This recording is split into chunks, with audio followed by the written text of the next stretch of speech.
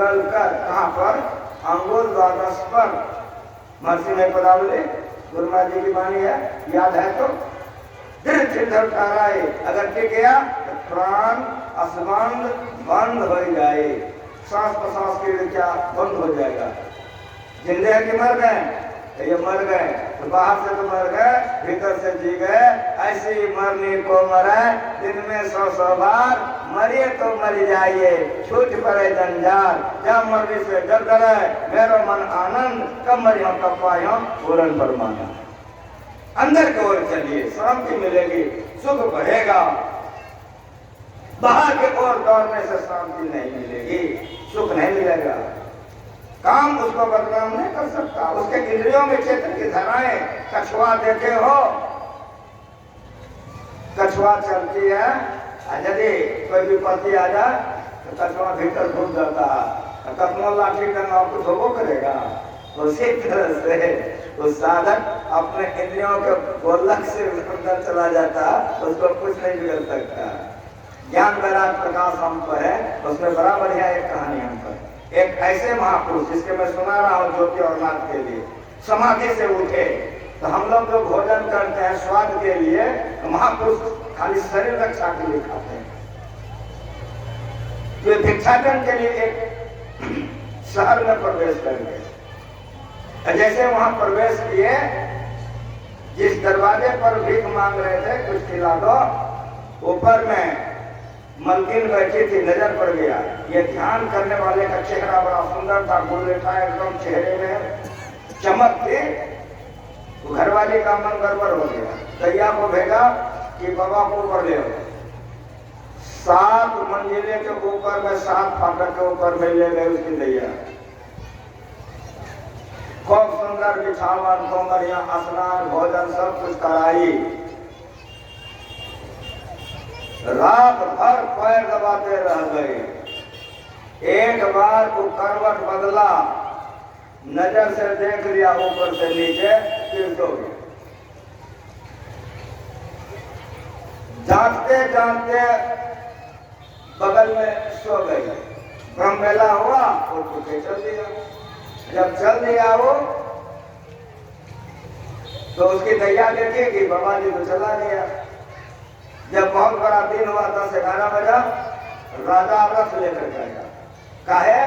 जो वेश्या थी राजा का, को बढ़िया समझ रहा, वेश्या थे राजा का।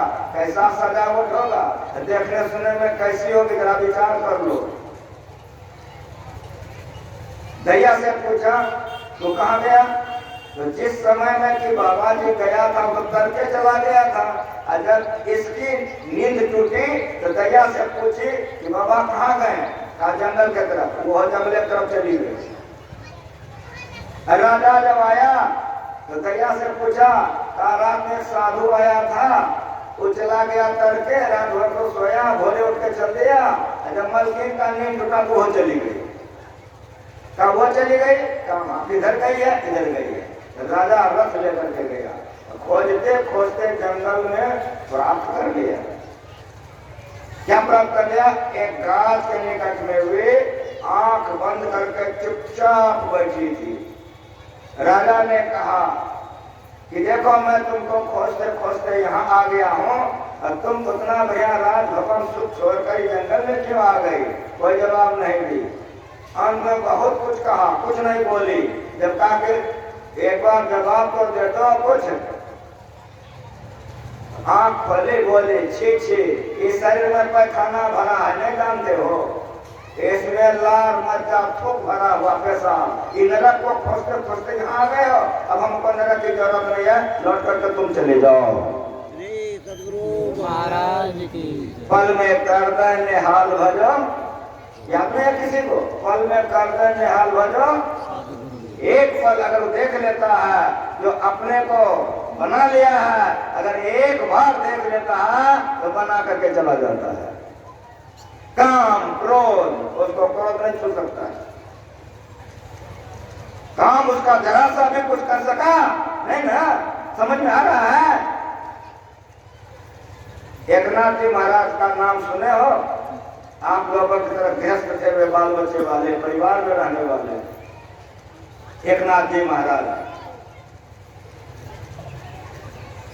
गोदावरी में वे रोज स्नान करते थे पर दिन। एक दिन वे गोदावरी स्नान करने जा रहे थे, तो स्नान करने जो गोदावरी जाते थे रोज, तो रास्ते में एक मोहल्ला पड़ता, उसमें बहुत लोग रहते थे, वही टप करके जाते थे। एक पठान था बड़ा बदमाश, वो देखा कि एक आदमी गोदावरी से स्नान करके आ रहे हैं, तो ऊपरे से थूक फेंक दिया। एकनाथ जी महाराज चले गए स्नान करने के लिए, फिर दर्शाया तो मट्टी गिरा दी, फिर स्नान करने के लिए चले गए, फिर आया, फिर मट्टी गिरा दिया।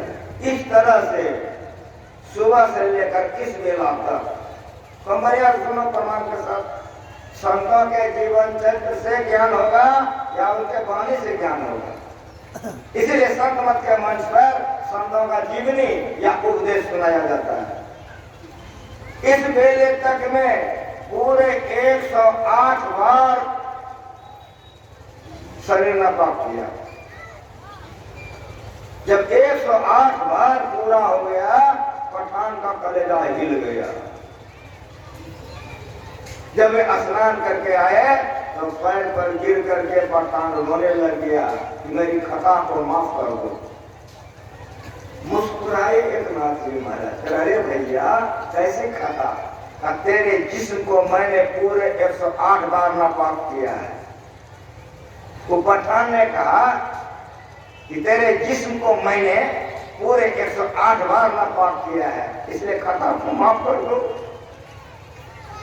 एकनाथ जी महाराज मुस्कुराए, पठान को छाती से लगा लिया, अरे भैया सुन, तुमने नापाक नहीं किया है, मेरी बात सुन। 108 दिन में जो गोदावरी स्नान का पुण्य हमको मिलता, तेरे कृपा से एक के दिन में पुण्य कमा लिया। ऐसे महापुरुषों को काम कुछ नहीं बिगाड़ सकता और क्रोध उसको होता ही नहीं। हमारे यहाँ से सुनो, लेकिन ये बाहर के सूरज में नहीं, ऊर्जा करे प्रकाश, अंदर में प्रकाश प्राप्त करो। इसी को मीरा ने प्राप्त कर ली। मीरा के मन में हुआ तो कुछ ब्राह्मणों को हम भोजन करावे। मीरा आमंत्रित कर दी ब्राह्मण लोगों को, तो ब्राह्मण लोग आ गए भोजन करने के लिए। मीरा कहाँ रहते थे आप लोग कोई जानते हो कि मीरा कहाँ के रहने वाले थे? राजस्थान में। और मीरा के गुरु का नाम था रविदास जी। रविदास जी कहाँ रहते थे? बनारस में। अब देखो बनारस कहाँ है और राजस्थान कहाँ, कितना दूर है। रविदास जी की शिष्या थी कौन? मीरा। ब्राह्मणों को आमंत्रित की थी भोजन करने के लिए। सारे ब्राह्मण को जब परोसा गया, एक ढीठ ब्राह्मण उठ करके कहा कि हम भोजन नहीं करेंगे। मीरा ने कहा क्यों नहीं करेंगे? क्या कि तुम चमार को गुरु बना रखी हो, हम लोग ब्राह्मण हैं, तुम्हारा शरीर पवित्र नहीं हुआ है। ये सुन करके मीरा को बड़ा चोट लगा। माता पिता गुरुजनों का निंदा नहीं सुनना चाहिए। ये निंदा सुन करके मेरा को बड़ा चोट लगा। मेरा आंख बंद कर ली। आंख बंद करने का मतलब पूछते हैं, तुम्हारा मुंह नहीं देखेंगे। मेरा आंख बंद कर ली, लेकिन स्मरण की कि गुरु महाराज आप कहाँ हैं, क्या दिखा रहे हैं? और बढ़िया से सुनो जो पाठ हुआ है। यहाँ बोल रही है कौन? मीरा। गुरु महाराज कहाँ हैं, क्या दिखा रहे हैं? वहां बोलती है, रविदास वहां सुनते हैं, वहीं से देखते हैं कि कौन आंख है कौन कान है। तो बढ़िया से सुनो, प्रमाण के साथ सुनो जो मेरा गुरु सिखाया है। जिसको तीनों लोग सुझेगा, हिंदू दर्शनम दूर दर्शनम आपनिया, जिसको तीनों लोग सुझेगा तो बनारस से नहीं सुझेगा मेरा का घर। और सुनो, ना धर्मम मूर्धनम कारणम, संसार के जितने पशु पक्षी आदि हैं सबके भाषा भाव को बुझने वाले होते हैं। तीनों लोगों का आवाज को वो सुनते हैं। जैसे वहां बोलती है मीरा कि कहाँ है, क्या दिखा रहे हैं, उस समय रविदास जी चाम काट रहे थे, चमार थे ना, तो जूता से करके जीविका करते थे। कबीर साहब खाना पीना करके जीविका करते थे।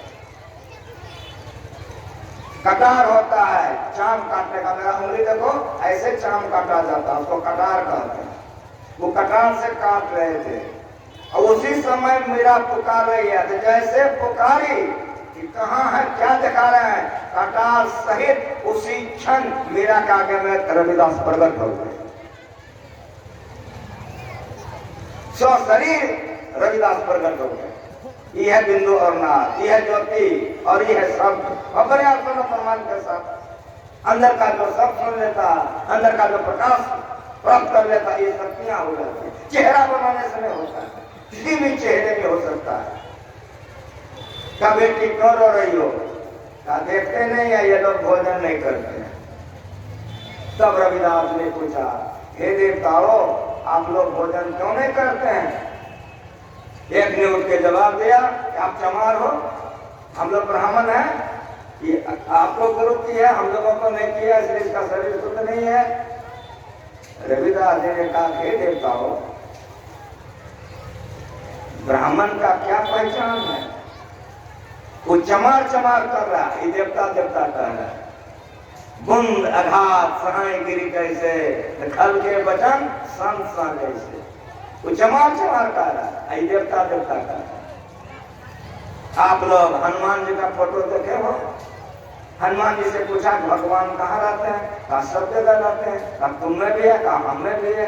कहा देखा तो बाजार में फोटो मिलेगा, हनुमान जी का ऐसे कलेजा फोड़ा हुआ है, सीताराम कलेजा में बैठा हुआ है। देखे हो कि नहीं देखे हो? देखे हो ना? ठीक उसी तरह से बाजार में फोटो मिलेगा। रविदास जी के हाथ में कटार था, चाम काटने वाला, कलेजा में मारा, ऐसे फाड़ दिया, ओंकार घुसाया, धागा निकला, कलेजा फाड़ के ऐसे कर दिया, धागा निकाला। सब ब्राह्मण का दिमाग ठंडा हो गया। क्या देखो, ये ब्रह्म सूत्र है, सब गटगट खा लिया। ब्रह्म ज्योति और ब्रह्मनाद, यही भक्ति है। इसलिए अभी आप लोग पढ़े हो, बिंदु ध्यान विधि, नाद ध्यान विधि, सरल सरल जग में प्रचारी,